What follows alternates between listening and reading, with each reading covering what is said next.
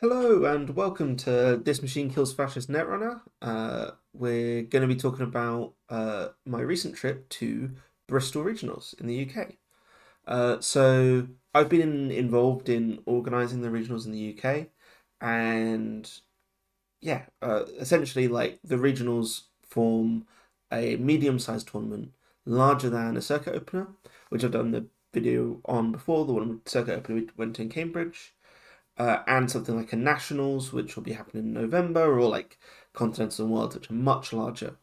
Um, and so for a circuit opener, like we're kind of talking between like 15 and 30 people max for a circuit opener.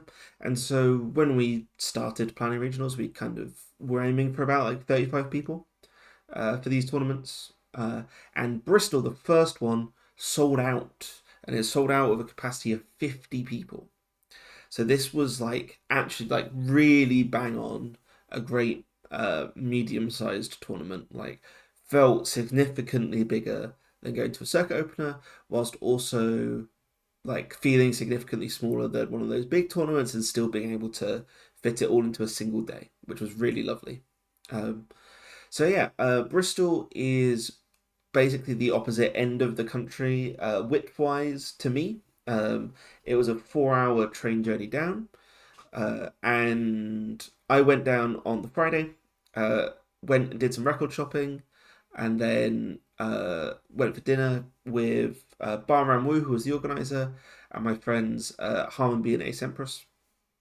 Uh, we went for a drink at like a very like nice I think it was like a food court thing, but it did a really nice beer. And bar was like bought me a couple of beers that were really tasty and nice. Then we went for dinner.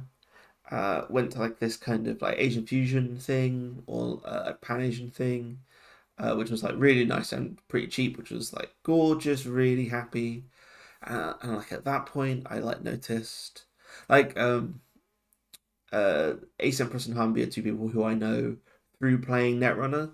Um, and they're staying with us in the Airbnb, so like great opportunity to hang out, but we haven't really hung out before like this. And like we're this far in when I clock neither of these two are drinking alcohol. What do you do when you're hanging out with people and you're not drinking alcohol? Like I've got no no. I was kind of expecting we'll go hang out in the pub. We'll just like sit in the pub all evening until the rest of the crew arrive from Norwich. But so I had to think of something. So we went to a board game cafe where we had like milkshakes and stuff. It was super nice, and we played Heat, Pedal to the Metal, and Galaxy Trucker, which were both really sick, and I hadn't played either one before.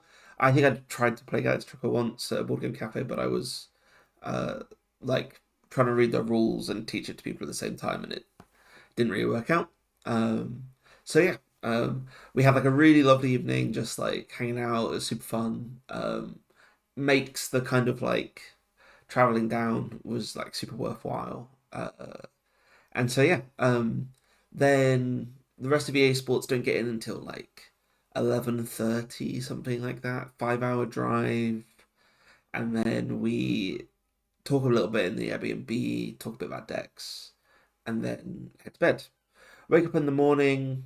Ashbro and I do a coffee run, and then we all go for breakfast at a cafe that's like not too far from the venue.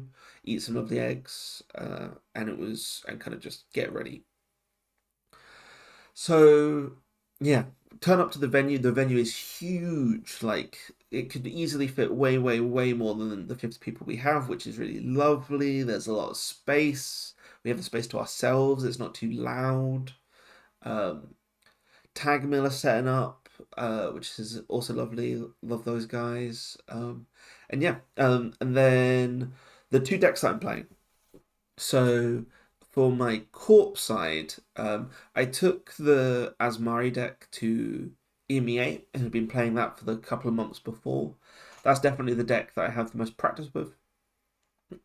It's like just an incredibly strong deck, and I do believe that like it's like still incredibly strong, even after a couple of weeks, a month, people getting to know the deck. But Uh, I played that deck for like 2 months before EMEA in practice. Uh, so I was kind of like a little bit bored of playing it. Um, and at EMEA, I lost my cut game to Bridgman, or one of my cut games to Bridgman. Uh, and he was playing his Restoring Humanity list. And the thing that really, really surprised and impressed me about the deck was that he wasn't trying to win before turn 8, and he was playing ice. And those were two things that I've not seen another deck in the meta really do. This Restoring Humanity deck is a deck that I like actively uh, disliked uh, pre Rain Reverie coming out. Uh, I won like I played against this deck easily a dozen times last meta, and I think I won like every game uh, as Hashiko or Sable against this list. Um, if you know to respect the threat, I was just like not that impressed. But turns out Botto is an incredibly good card for Jinteki. Exactly what we needed. Because what it means is I can't camp the remote. The way you used to win the game was you'd suss out if it was a Genesis score, you'd like be able to read that pretty confidently, and you could almost always get in, right? It like even if it was really early in the game, but especially for the second agenda push, you could always almost always get in, and you could almost always survive. There wasn't like it just wasn't that hard. But Botto makes that really hard. Now expensive to get in. You've got to get all your pieces. You're making yourself vulnerable to punitive. Um, and yeah, so the deck got somehow adding one piece of ice that wasn't even that like I didn't even think that much about when the set came out. Turns out that was enough. The deck's sick now. And so I wanted to play this slower game. I wanted to play some ice. It'd been a while since I played it, and I'd been playing too much as Mario. So I think the deck's like top tier. I think this is one of the best decks you can play in standard, if not like the best deck for the meta. Um, yeah, it's fantastic. It's really good. Um, the second deck that I was playing was Steve Cambridge, Banhar Steve, which was Kikai's deck at runner deck at EMEA. I'll be honest, in the run up to EMEA, Kikai had been testing this deck, and I've like been playing for about 2 years now, um, and spent almost all of that playing Criminal until about 6 months ago when I picked up Hashiko. Um, and yeah, and I basically told him, "Why are you even trying to make Criminal good? Criminal's bad, not worth playing. Play Hashiko. Hashiko's so good." Um, and like the whole Banhasty thing just seemed like a total like meme to me. And like I don't think I ever did a single practice game against Banhar Steve. Like I genuinely think I was that dismissive of it that I didn't give Ben like the time of day. So um yeah. Turns out deck is sick as hell. It's really cool. He took it to fourth at EMEA, so I was like, okay, this is a real deck. Um, Sat down and played some of it, we played some testing at EMEA in the couple of days before the tournament. That was it. After we'd flown to Italy, I played some games against this, and I was like, oh, this loses to Asmari, but it's like a real deck. And so decided to play some. And it's amazingly fun. It's like the most fun Nero deck. It's like actually really strong. It solves loads of the problems we have in Criminal. You get to play E Shutdown. Like, why have I not been playing that card for the last 2 years? Oh my god. Get to play Sneak Door Beta. Love Sneak Door Beta. Um, so just doing a bunch of stuff I like, and I think it's really strong. I think it's like actually really strong. I think this is a very competitive deck on top of everything else. So I'm playing two decks that like other people have built, which is like the first time this meta that I'm doing that. But I've got a couple of changes to each of them, like nothing major, but they've got my own spin on them. Um, and yeah, so that's where we're at going into the tournament. Uh, my goal for the tournament is really I wanted to make a cut at a regional. I wanted to potentially win a regional, but I wanted to make cut at one regional, so it doesn't have to be this one. Um, this is like 50 people. I don't know how big the other ones are going to be, so yeah, that's kind of where we're at. Yeah, and then round one, sit down, and I'm playing Steve against the outfit. Now I've played against a couple of outfits on JNet, and I felt like I'd always high rolled those matchups. Like somehow I've always managed to economically bully the outfit to 0 credits and like stop them recovering. A combination of like big ice, being able to like use the bad pub, and yeah, just like being able to play the game really well, or like just be able to pressure them really well, uh, was like a great thing. Um, this game gets off to like a terrible start. The outfit just like scores a hostile turn one, scores a hostile turn two or something. Uh, by turn four, we're at four bad publicity. I made a couple of big mistakes in this game. Oh, and after they get to four bad publicity, they immediately score a whichever the one that gets cheaper or lower advancement threshold with bad pub. So they get to 4 points like by turn four. Um, so we're a bit scared, we're a bit worried, and I'm just like trying to put the pressure on as much as I can. But it's not going that well. We're not doing that much to effectively pressure them. Um, and then yeah, so I'm like uh starting to run. I'm running centrals quite a lot. I make three like big mistakes in the course of the game. One of them is I access a under the bus in hand. I just totally forget about it, and then I install my Banha like at the end of that same turn, which just immediately gets shot. I didn't really need the Banha for applying pressure. It was like nice, but um, it was useless. Gave them a bad pub. Um, the other mistake I made is that I forgot that uh, Trebuchet has says the subroutine trash an installed runner card. For some reason, I thought it was one of those cards in my head that was like trash an installed program, trash an installed all hardware. Like I knew it was big. I didn't think it could trash my resources. And it trashed a Earthrise hotel that still had two counters on it. And it was like a face check where I was just trying to get ice resed and like apply some pressure. It was not like a valuable run, and I lost like a lot of tempo off the back of it. Um, my opponent throughout the whole game, my opponent was Firefly, who I hadn't played against before, um, and he throughout the entire game kept asking me cards in hand. So at this point, I've seen two 1 pointers and a 2 pointer. My opponent's playing Wayland and they're asking me cards in hand. So I'm like, okay, we're on uh we're on public trail end of the line in outfit. I can play around that. I can play around public trail end of the line, no problem. So we're just going along. Um, I'm like letting some of the steel skins go because I'm just like into public trail end of the line steel skin isn't actually like necessary to save me. Just ending my turn with enough money or enough cards, it's going to be enough. Um, so we're running, and I run HQ, and I steal CityWorks project from HQ, and I think, okay, thank God, stealing that from the remote would have been so much harder. This is all good. What am I going to do with the rest of my turn? I need to Dirty Laundry run archives. So Dirty Laundry run archives, just so that I can be in an economic position that is good next turn. And I access a CityWorks project in archives. And I suddenly would think to myself, what if they're not on public trail end of the line? What if they're on punitive Counter-Strike?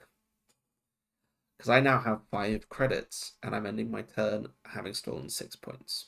Turns out they did have punitive Counter-Strike, and that was the win condition. I don't think even if I don't steal that same agenda, I don't think I survived double punitive, but I definitely would have survived one. I can't remember if he had more than one, but he does kill me.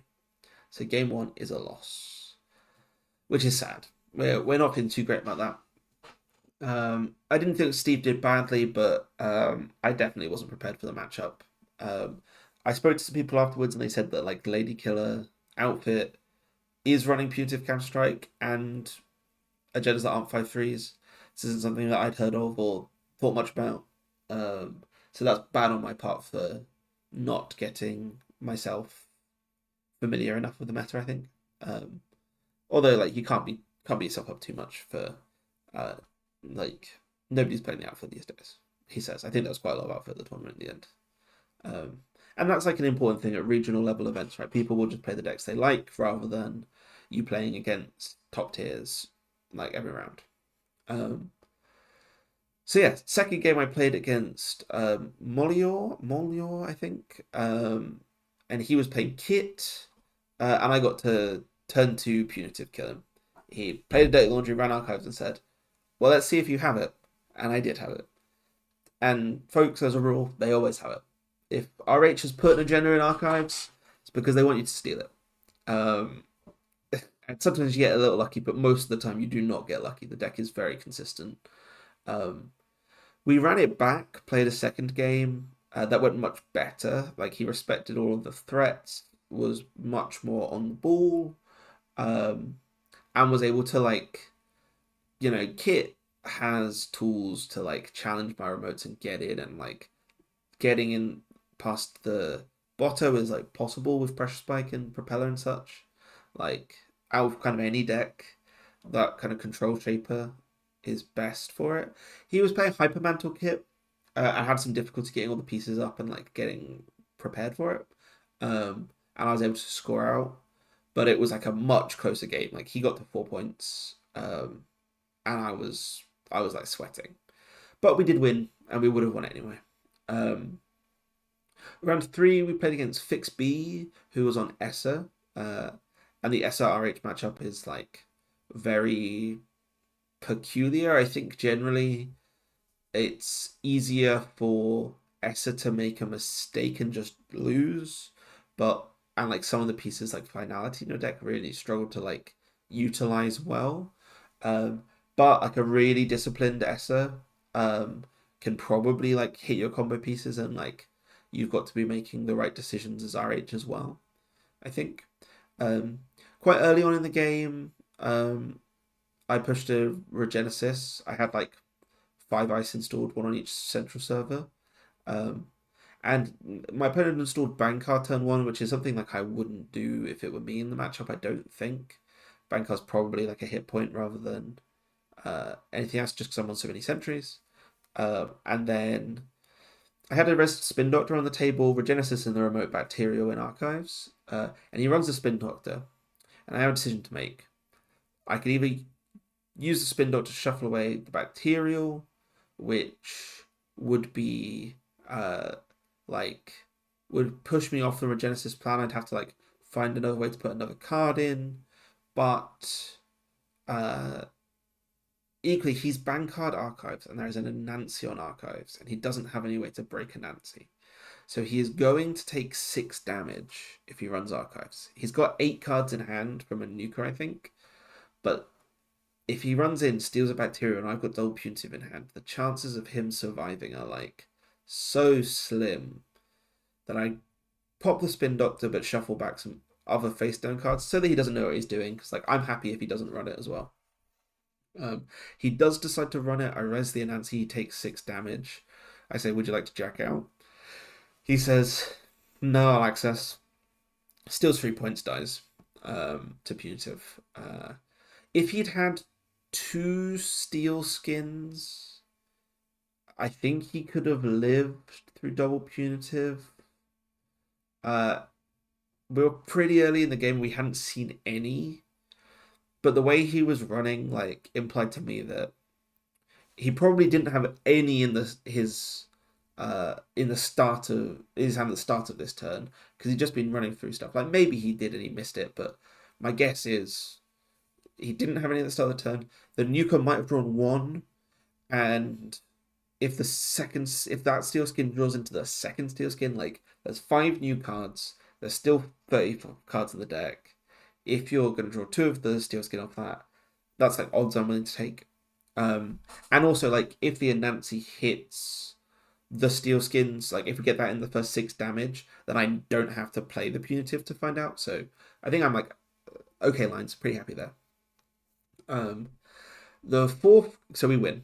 4th game of the tournament. was like the best game of the tournament, probably. I was playing against Chromatically, who I think said was from Texas and is just over from work and manages to come to regionals. So if there was a prize for furthest traveled player, definitely goes to Chromatically. He's playing PD and he's just playing it incredibly well, and I don't have the fastest matchup. He gets the border control on HQ, border control on the remote, starts putting all sorts of upgrades in the remote and getting ice in good places. There's not much I can do. I get Bankar like turn 5, but like turn 7, he is on 4 points, threatening Ikaru in the remote, and looking like he's going to win the game, um, which is a bit sad. Uh, But fortunately, at the end of turn 6, I drew my second diversion of funds, and he's not that rich, and I have Poundweave installed. So I'm thinking it through, and I realised that if I play both, let the first one get eaten by the border control, and get the second one off, he'll go to 0. He can't score out. So we do that. And then the rest of the game is I need to keep him off of starting his turn on 3 credits for the rest of the game. Like, genuinely, I think he's got double Seamless in hand. Like, that's the read. I've seen Seamless on my HQ accesses. Genuinely need to keep him from starting his turn on 3 credits for the rest of the game. It takes like 8 or 9 turns, but we manage it. That it's like click for 3 credits, pan weave one away, click for some money, get diversion of funds, click for 3 credits, pan weave, shut down the border control on the remote, run the remote, force the border control res. There's a res Vovo, so that only costs 2 credits, but 2 credits is enough. Go again, get an Anoetic Void Fire to stop me from getting in and stealing the Ichor. All the while, every turn, I'm doing a sneak door run on HQ that like siphons a credit, gets me a wake charge, and gets me a Docklands access. So I steal 4 points just from him having to draw them because the game's like slowed down. And then eventually, after about 8 or 9 turns, I have run out of tools for keeping him off this. I'm not getting into the remote. There's a resed gatekeeper on the remote, and I don't have a way of breaking code gates. So I get one run on the remote if I want to with Banhart, and that's it. So yeah, basically, eventually he's ending his turn with so many credits that I can't do anything. He's going to start next turn on 3 credits, and he's going to win the game. So we run HQ, steal a credit, get a weight counter, run R&D, C4 cards, steal the winning Ikua, win the game. That was the one game that went closest to time. It was like incredibly fun for me.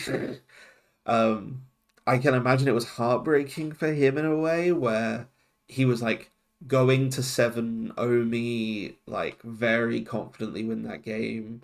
And then it all fell away. There was like a bunch of stuff that maybe he could have played around, but I like, yeah, he almost certainly had lines where I don't win that game, but I don't think you play around me having both diversion of funds. I don't know. Yeah, we also so that was like felt amazing to win that game. Almost went to time. Short break to the next round felt great. Round 5, we play against Nikki 3.0. They are playing Asa Group. I get an early doof off, I get an early Bankar down. They draw 3 doof. They draw 3 for the ops, which encourages them to make multiple remote servers with a single piece of ice, which you can't do against Banhar Steve. I get Poundweave credit every turn of the game. I think maybe not turn 1, but I get Poundweave credit every other turn of the game. I just steal the agendas. I think that matchup knowledge, Nikki would have played differently. But it's easy to underestimate how much pressure Steve can put on. Round 6, I play against Marcus, who's playing Lat. Turn 2, he deep dives against the deep dives against the RH. And I don't think it's a wise deep dive. I don't think there's any like, is it worth playing a deep dive to steal a Genesis in the early game? Maybe, but probably not. Um, he runs, he deep dives, he sees four agendas. He only has one click, so he can only steal one of them. He sees two copies of Regenesis, one copy of Bacterial, one copy of Fuji. If he steals the Fuji, I can't remember if he dies outright or if he ends on zero cards, but he basically makes the call. I can't steal that if he's got a punitive in hand. I die. The two Regenesis are there. I think they're the correct choice. Steal one of those. Um, and then the last card, and there's also a punitive in the deep dive, which means that if you steal the Bacterial, one of the punitives isn't in the deck. And if I need double punitive to get the kill, that means I either already need to have both of them, or there needs to be one of the next seven. So he thinks about it for a little while, steals the Bacterial. I think not the worst call in the world with the one like RFG basically for a bit. Um, but I already had one. I get the second one. We kill him. Um, so yeah, all three of my RH games in Swiss are like very short, early punitive kills. Which we did the game for fun against Kit, which like was a real game. But like, yeah, that doesn't feel great to me. Like honestly, the reason why I pivoted to the deck is because I think that like it does such a good job of scoring to 7 points in the remote and like using this threat to keep your opponent down. That winning all of my games without ever having to do that, like actually felt a little bad. Like I shouldn't complain about winning all of my games, but and like EA Sports players have told me that I'm not good enough at Netrunner to start complaining about getting 3 wins, but which is probably true. Um, but yeah, um, round 7 at this point we've gone 5-1, which is like more than enough to be safe in the cup. I matched up against Jonald. Jonald and I had played a game the weekend before on stream. Some people may have seen it. If you haven't seen it, I recommend going to Axu's channel and finding the link to the EA Sports Tiebreakers stream. I will try and include it in the description. I played round 3 against John Ord, Asmari versus Waltri Arasana. And some embarrassing stuff happened for both of us. I won't go into it now. Just go watch that video. The commentators will explain quite how embarrassing it is.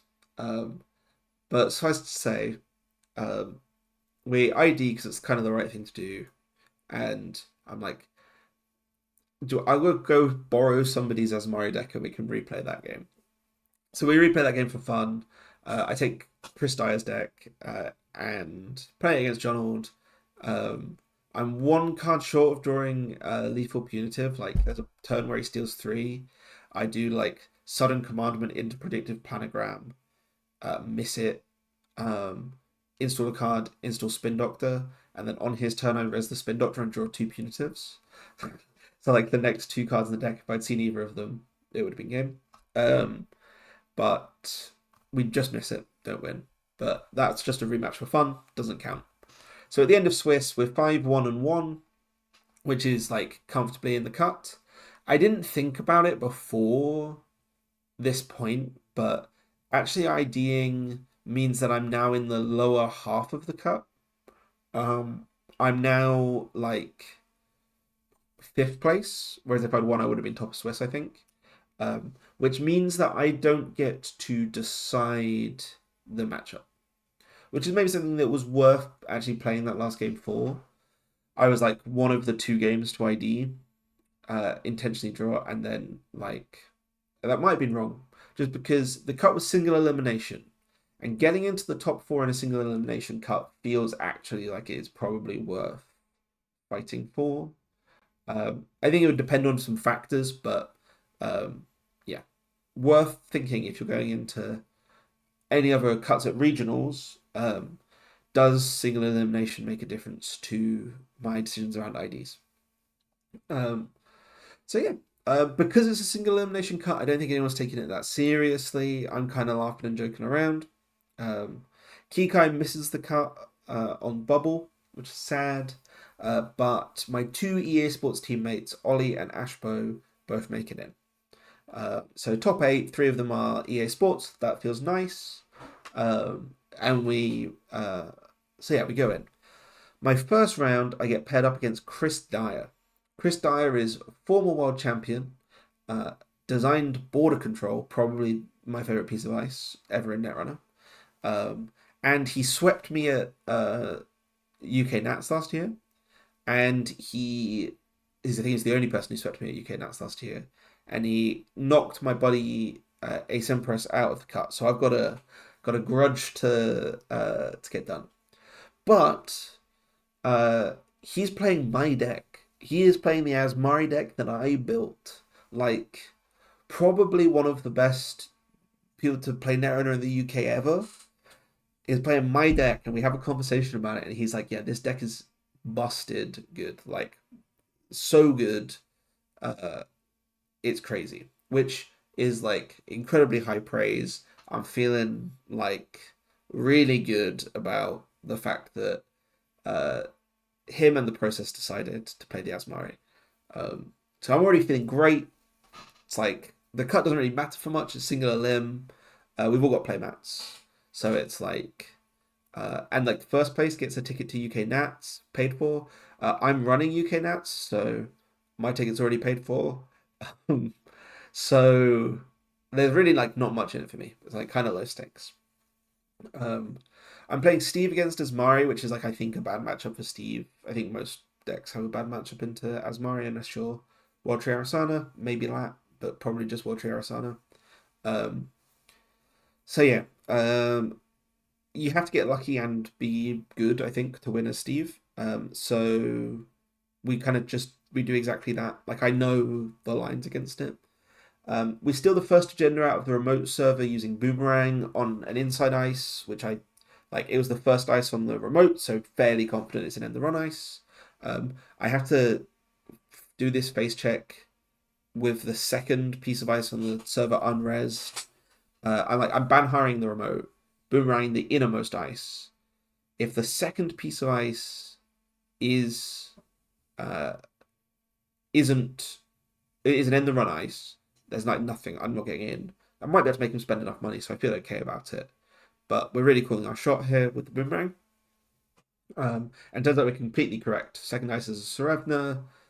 We get in, we steal 3 points. I can't trash any of the upgrades, or I think I died to punitive. Uh, so, but we survive. He very quickly assembles the combo again because I wasn't able to trash any of the things out of the remote. And the game from that point on is keep him off 12 credits. Kind of like the PD game earlier, like the name of the game is just stop him from winning long enough that my central's pressure wins me the game. So for about 3 or 4 turns in a row, I'm getting HQ accesses and R&D accesses. And I go from 3 points to 6 points, and we're keeping that up. He's got like probably single digit cards left in R&D at this point. But much like in the PD game, we get to a turn where he like has enough money that I'm not going to be able to get him down below 12 credits. Like he will win next turn if I don't stop him from winning this turn, or if I don't win the game this turn. So last turn of the game, click one. I needed to get some money to get into HQ, I think, or I needed to draw up or something.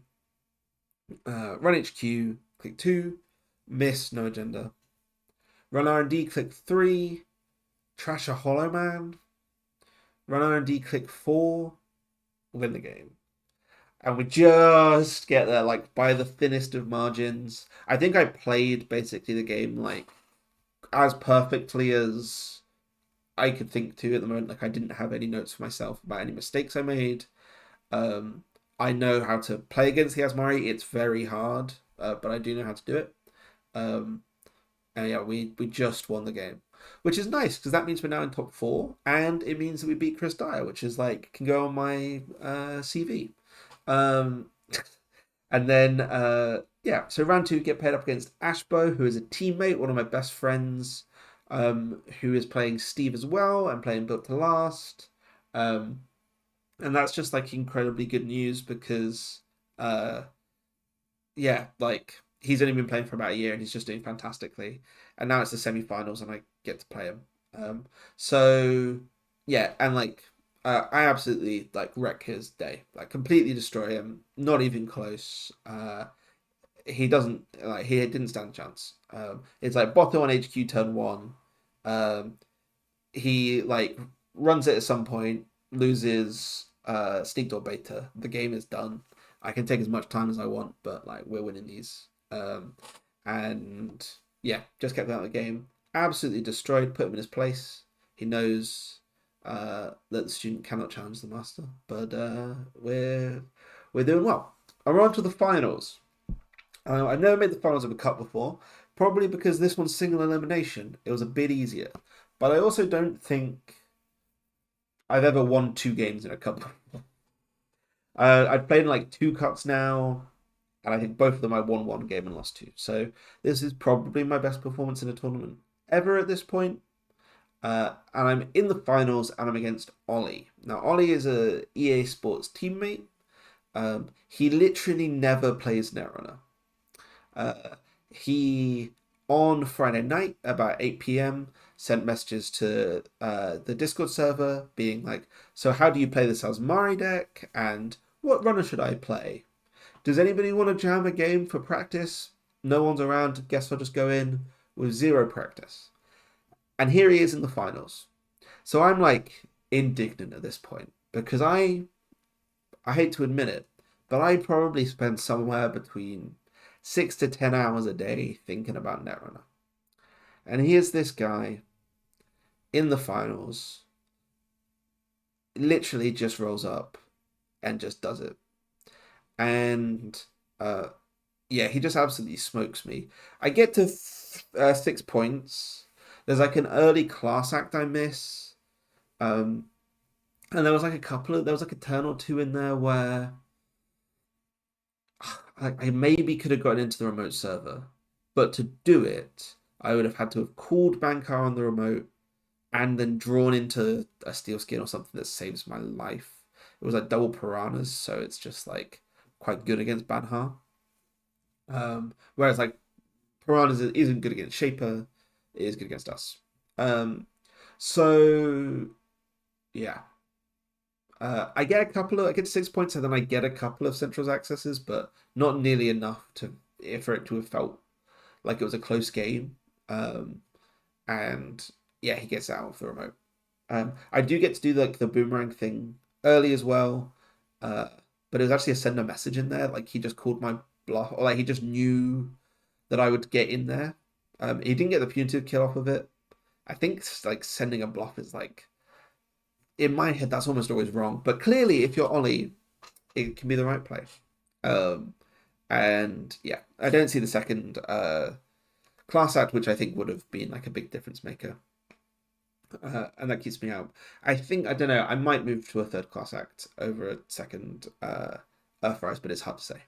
Um, yeah, and that's the end of the tournament. I came second, which is good. Which is really good. That's like my best tournament placing ever. Second out of 50 people feels really nice.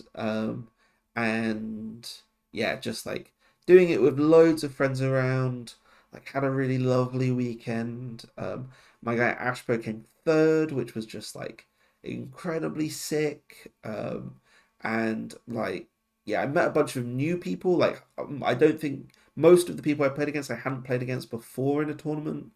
There were loads of new people down, and it was just really wonderful, really really wonderful, and it makes me very excited because this weekend is, oh sorry, next weekend is Nottingham, Nottingham Regionals, which is also a sold out event, 45 people. So I'm incredibly excited for that. I don't know what decks I'm going to play yet. We shall see, but I'm really looking forward to that, and I'll do another video. I'm going to 5 of the 6 regionals in total, and I think I'll do a video for each. But thank you very much for watching, and yeah, hopefully I'll see you at Originals. Bye.